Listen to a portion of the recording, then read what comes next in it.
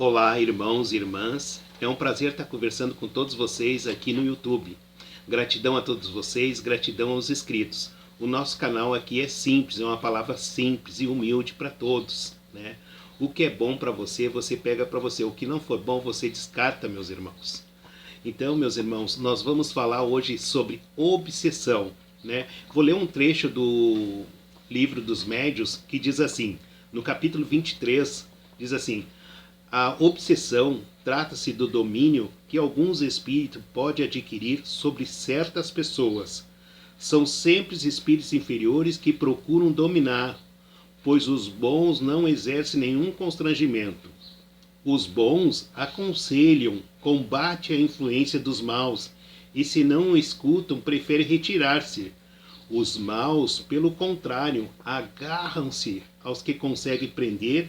Se chegarem a dominar alguém, identifica-se com o espírito da vítima e a conduz como se faz com uma criança.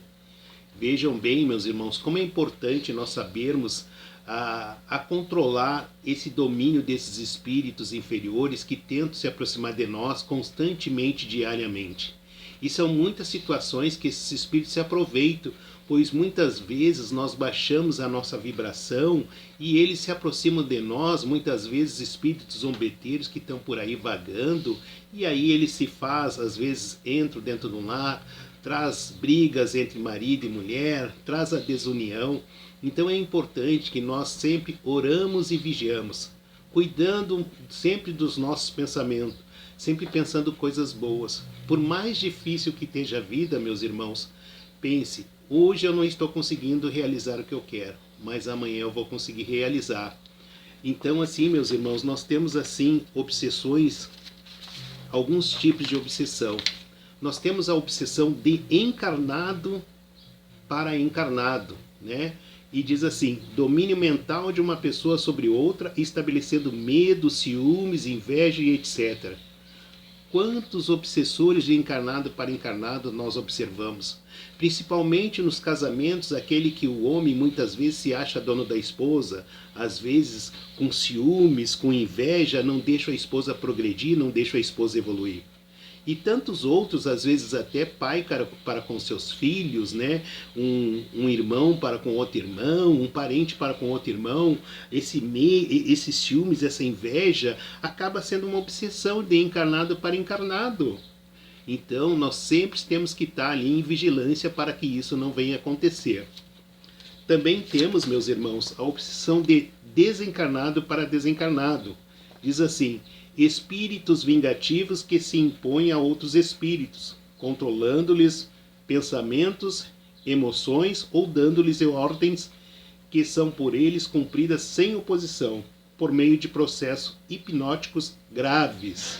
Imagine, irmãos, espíritos desencarnados no plano espiritual, os espíritos também são obsediados também. E muitas vezes o espírito não tem a sua evolução, e muitas vezes esses espíritos inferiores que também estão no plano espiritual ficam perseguindo outros irmãozinhos, e aí atrapalham a evolução dele no plano espiritual. Também temos a obsessão, meus irmãos, de encarnado para desencarnados. Nós obsediando o espírito que desencarnou. Vejam bem, meus irmãos, vou ler esse trechinho aqui para nós entendermos um pouquinho mais. Obsessão de encarnado para desencarnado. Envolvimento obsessivo do encarnado sobre os que já desencarnaram, pelo apego, crítica, revolta, falta de aceitação da desencarnação, ódio e etc. e tantas outras coisas. Muitas vezes, o irmãozinho que desencarna, um parente próximo, muitas vezes o amor que nós sentimos por ele, nós obsediamos ele e não deixamos ele evoluir. Choramos desesperadamente, passamos mal por não estar mais com nós aqui, e a gente acha que está fazendo uma coisa boa, mas na verdade a gente está prejudicando o espírito no plano espiritual. Sempre que um ente querido desencarnar, que nós gostamos, nós devemos emitir pensamentos bons para eles, senão nós acabamos atrapalhando a evolução desse espírito. Sente saudade, sim, mas uma saudade sem dor, pois toda a dor que nós sentimos aqui do nosso ente querido que desencarnou, ele sofre 2, 3, 4 vezes mais no plano espiritual. E assim tantas outras coisas que acontecem muitas vezes, as famílias, fulano que desencarnou deixou o bem para um, não deixou o bem para mim. E assim vai, são tantas coisinhas que nós brigamos, né, que nós obsediamos a quem desencarnou. Eu tenho tanto ódio daquele ente querido que desencarnou e eu não consigo perdoar. Né? Vamos perdoar, vamos colocar o amor em prática, meu irmão. Também vamos seguir aqui, meus irmãos. Nós temos a obsessão de desencarnado para encarnado, né? Que diz assim: a modalidade de obsessão comumente conhecida já pela invisibilidade, o espírito pode facilmente influenciar o que estão no corpo físico. Que essa nós observamos que é a mais simples, assim, que nós percebemos, né? Aonde nós somos obsediados por esses espíritos que desencarnaram. Então, nós temos que ficar sempre ali em observação. Se nós sentimos coisa boa, é espírito bom. Se nós sentimos coisas ruins, são espírito mau. Preciso de atendimento, preciso de luz. Então, sempre procurar fazer a prece para que esses espíritos não venham obsediar nós, atrapalhar o nosso caminho aqui na nossa evolução espiritual enquanto estamos aqui na Terra. E tem a obsessão recíproca. Espíritos situados em um mesmo plano de vida, quer no físico, quer no espiritual, se obsediam mutuamente, estabelecendo entre si ideias fixas que alimentam animosidade diversas. Eu não gosto da irmã Lúcia, a irmã Lúcia não gosta de mim. Eu não gosto de fulano, fulano não gosta de mim. E assim no plano espiritual, dois espíritos que não se gostam do outro. Aí a obsessão recíproca. Será que é bom para esses espíritos? Será que é bom para mim, bom para a irmã Lúcia? Será que é bom para outra pessoa ficar com essa obsessão recíproca? Quando vai parar isso? Devemos sempre desejar o bem para que não venhamos a sofrer futuramente, porque tudo que nós fizemos aqui nós temos que prestar conta. A outra, meus irmãos, é a autoobsessão, né? A autoobsessão. E diz assim: o sentimento de culpa normalmente estabelece um circuito mental vicioso em que a alma se torna incapaz de se auto-perdoar, de se aceitar e superar o trauma gerado por suas ações inferiores, sem forças ou coragem para reparar o erro cometido. Deprime-se, tornando-se obsessora de si mesma. Outros estados emocionais podem também estabelecer o mesmo processo enfermiço, como, por exemplo, a ansiedade, o egoísmo, o orgulho, o medo descontrolado.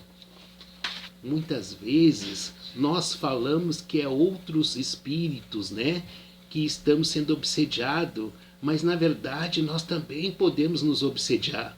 Nós também podemos ser a parte negativa dos nossos problemas.